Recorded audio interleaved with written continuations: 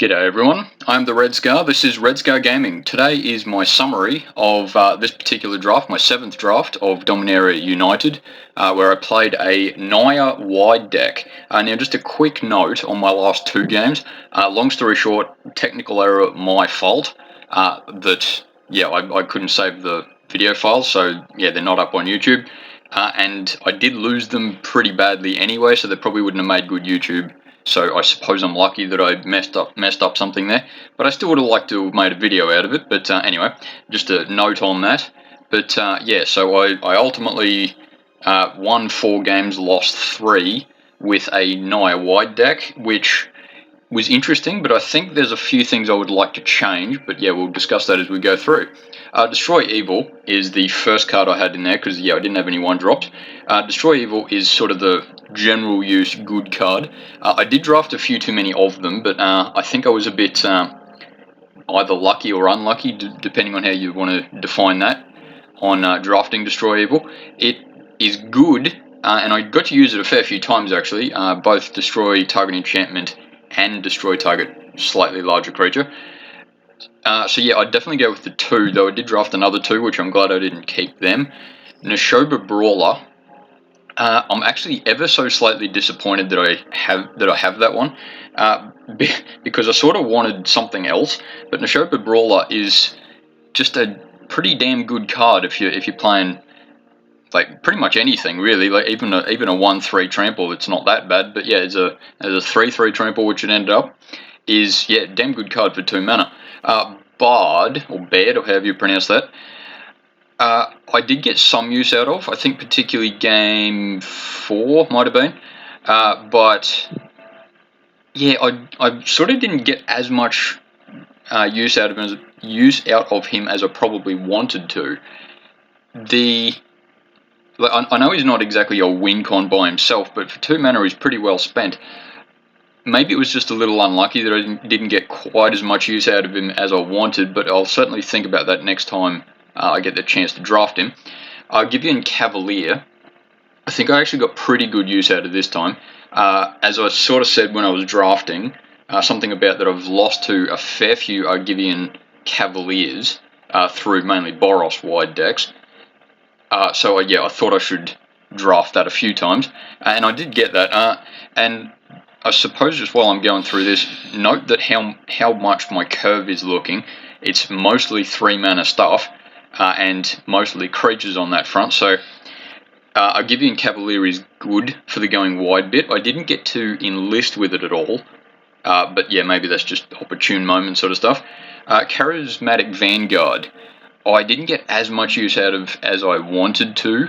I did mainly have him for the whole pay 5 mana, all creatures get bigger sort of thing, which yeah is good, and it's at least can be a sort of a win condition, or at least press an advantage if you got the mana to spend.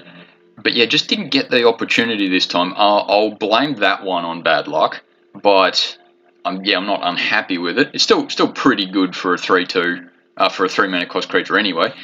Cleaving Skyrider I did get good use out of, though I was hoping to get better use out of.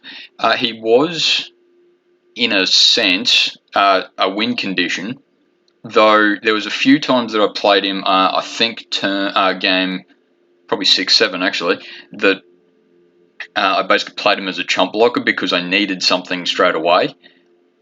Which, yeah, look, it's not a terrible way to spend 3 mana, but yeah, it's not opportune. The first time I played him, actually, I did, I think it was game 1, I did mess it up, and I only got to hit target for 1 damage, which was silly of me, and in hindsight, I really could have won that game a lot. No, it must have been game 5, I think, anyway. But anyway, yeah, in hindsight, I really wish I'd done that a bit differently, but hey, it's still a good card. 3 might have been a bit too much, because I was sort of intending to pay 6 for it most of the time. So yeah, three picks of them are certainly lucky, but or maybe there was 3 options because no one else picked them. But anyway, Flowstone Kavu, I've never been a huge fan of it, but I think in this deck, the ability to go a little bit wide was good, and especially with Menace, even if you sorry, in the sense of going wide and having menace, it's good from the point of view of even if you attack and you know that your opponent's going to kill it, two of your opponent's creatures has to block that, so the other two creatures you got attacking or whatever can comparatively get away cheaply. So it works pretty well in a wide deck. There was a few situations where I think it did well, and that extra mana it can spend is useful at the right times. So I'm happy with that pick. Probably the best time I've used it, though it's certainly not a win con. Keldon's Strike Team. Yeah, I've never been a huge fan of that card, but I did sort of want to test it a bit in this deck in particular, because I was trying to go, well, initially Boros and wide, but yeah, I picked up too many green cards. Didn't get as much use out of him as I probably could have. I think it was game 2, something. Yeah, anyway, one of the games, I got to play him pretty well, but I basically just played, for 5 mana, I basically played 3 chump blockers. So, yes, not bad, but it wasn't opportune. Broken Wings, as I mentioned while I was drafting it, it's basically just a toolbox card that I sort of needed. And I did get to use it a few times, actually, quite effectively. It might not have won me the game, but it certainly helped. So, yeah, happy with that. Though, yeah, I don't draft it as often as I probably could. Scout the Wilderness, pretty happy with it the vast majority of the time.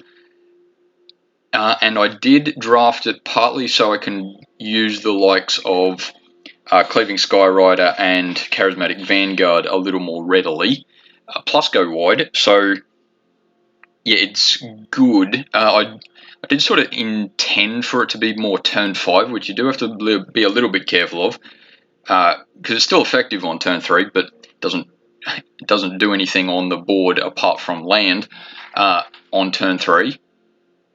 Turn 5, it's pretty dang good though. But anyway, Weatherseed Treaty is probably a little better on that front because, okay, sure, you still don't get anything creature-wise turn 3, but you do get a token the next turn, plus the whole domain, the third trigger, the domain trigger afterwards, which actually in this particular case I don't think I've got the best use out of, but yeah, I'm not complaining there.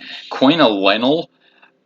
In this particular case, I just didn't get as much use out of her as I wanted to. Not so much because like she wasn't effective or wasn't good or something like that. It's just more that she was a little too hard to play, and my opponent at least had the opportunity to chump block with her, chump block against her rather, a few too many times. So she probably wasn't as effective as I wanted her to be. Whether that's luck or bad decision making, because I know that there was, I forget which game it was, but basically me and my opponent went pretty wide, and she was 19-19 or something like that. But the thing is, if I attacked with her, I had essentially nothing else to block with, effectively. So she might have been able to do a bit better then, but yeah, she just didn't work particularly well.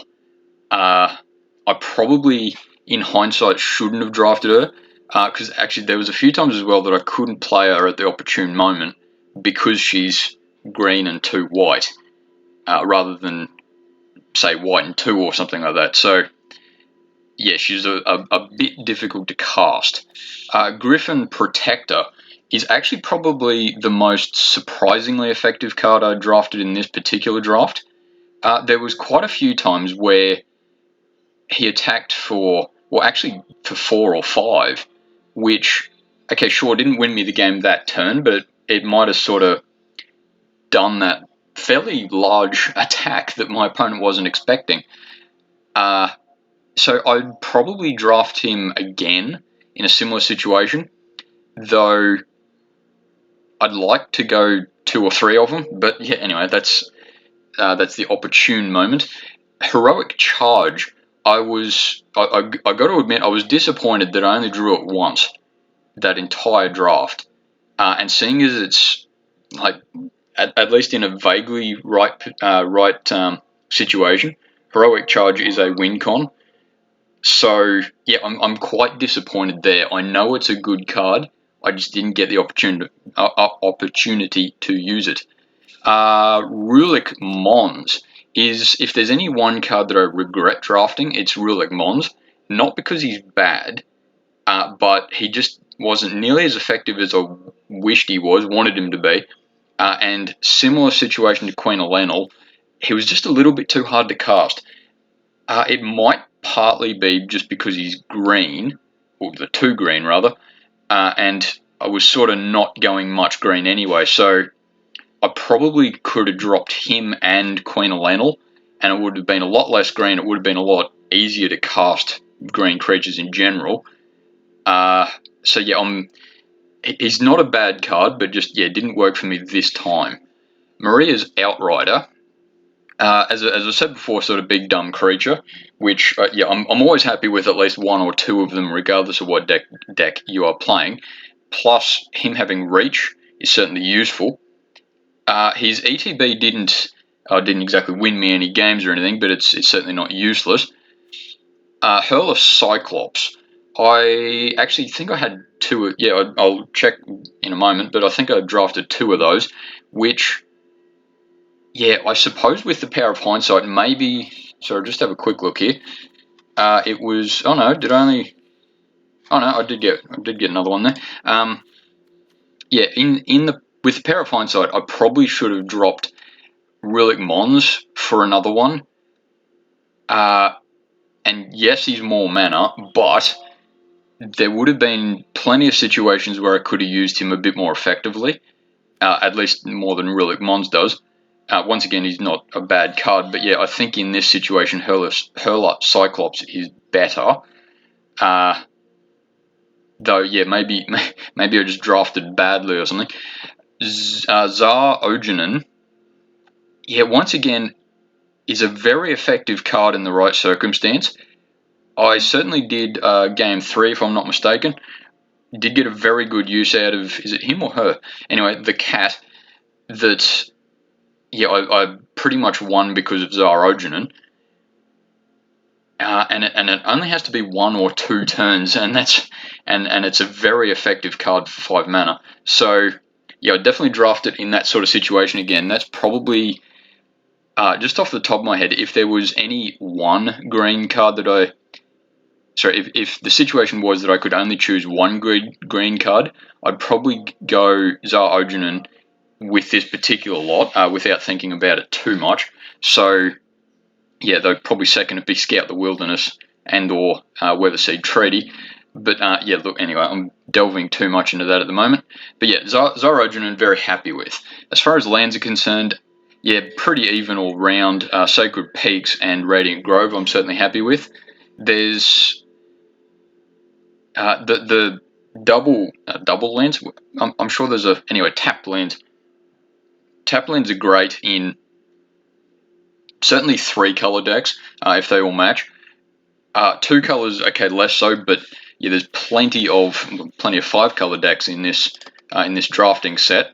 Which, yeah, I'll admit I'm not very happy about how many times I've versed 5 colors. Maybe that's just because everyone's doing it and they're a lot smarter than me or something. But yeah, I don't enjoy versing 5 color decks.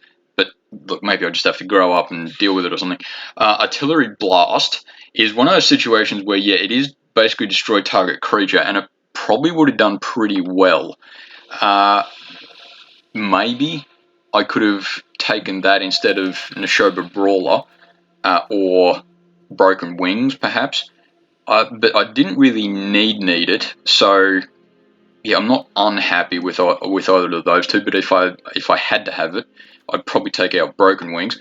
Benelash Sleeper, as I said while I was drafting, I don't think I'm going to get much opportunity to kick it. Though as a 3/1 on turn 2, it's not bad. Destroy Evil, yes, I did have 4, but I don't really need. Well, I think 2 is a good number.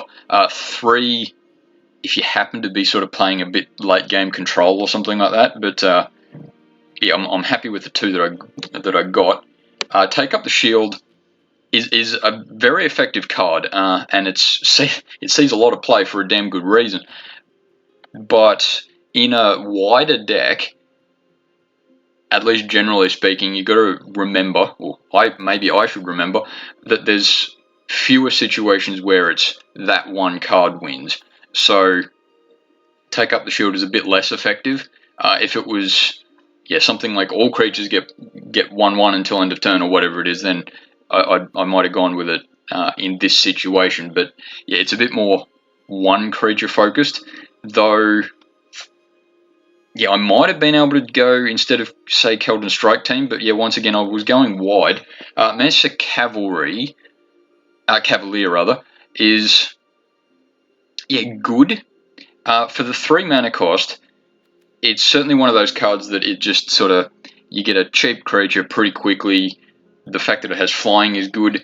I suppose I might have been able to take out, say, Queen Elenel, or maybe even Keldon Strike Team to play it, but neither of those. Well, Queen Elenel I was unhappy with, so maybe Mesa Cavalry could have gone in. Furious Bellow, as I was saying before, the Take Up the Shield is not as effective in a wide deck. Furious Bellow is similar story to that, but it can be, if you use it defensively, it can be very good, because you sort of go, that one creature that you didn't worry about is now a 4/1 with First Strike that does a lot more damage, or takes out that big creature that you thought you had. So out of those two, I would have preferred Furious Bellow. Though, once again, I was trying to go pretty wide, and I don't think I had much opportunity. Yavimaya Steel Crusher is good for 2 mana. As I said when I drafted it, even if you just have a 2/2 bear, it's certainly not bad. Plus the fact that it has an enlist, plus you can sack it to destroy an artifact if you really need to. Sort of a good toolbox card in that sense. So, it is good, but what do I take out? There's a lot of things that I could have probably not had green and just gone Boros. If that was the case, Steel Crusher would have gone in, but I don't know what I wanted to go. Hurler Cyclops I sort of already talked about as far as what I wanted to draft otherwise. Jai's Firenado is essentially removal, and if you're going wide, I think you're sort of either chump blocking, or you have so many creatures that your opponent doesn't want to attack anyway.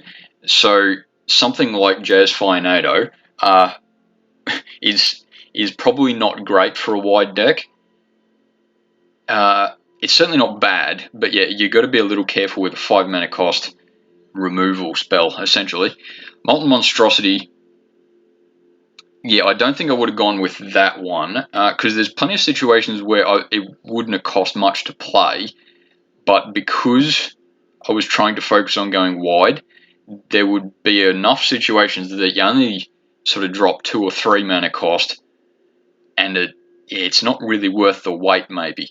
So, I think I'm glad that I didn't keep that one.